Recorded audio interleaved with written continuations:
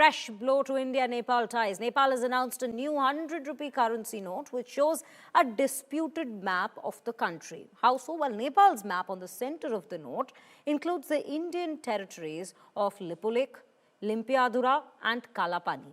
The External Affairs Minister has denounced Nepal's map, saying that any unilateral action does not change ground reality. The MEA, that is the Ministry of External Affairs, has added that this issue is being discussed through dialogue between the two countries at this point.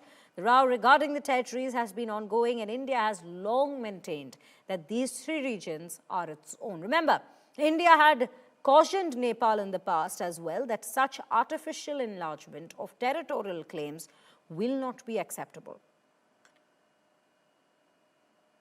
Nepal पे note को लेके जो आपने बात कही,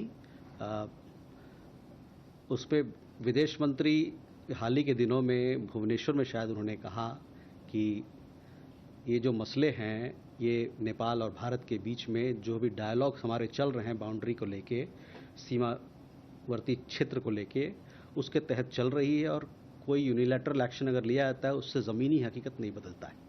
तो ये मसला जो है दोनों देशों के बीच में बातचीत चल रही है। नेपाल के जो यंग लोग हैं, यूथ जिसे हम कहते हैं, उनकी समस्या क्या है?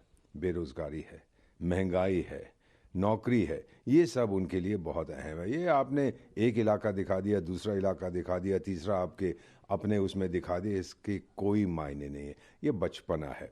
और मेरा मानना है कि ये बुढ़े बुढ़े जो पॉलिटिशियंस हैं, रजे हुए, जो थके हुए हैं, ये कुछ ना कुछ ढूंढते रहते हैं कि भाई कुछ करें, लेकिन भारत जवाब नहीं देगा। शायद एक स्टेटमेंट आएगी हमारे विदेश मंत्रालय से कि ये चीज़ें करने से कोई फ़र्क नहीं पड़ता, ज़मीन पे कोई फ़र्क नहीं पड़ेगा। आप चाहे तमिलनाडु को भी किसी दूसरे देश का हिस्सा दिखा दो तो उससे कोई फ़र्क नहीं पड़ता।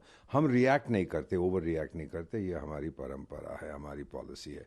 तो मेरा मानना है कि ये बेवकूफ़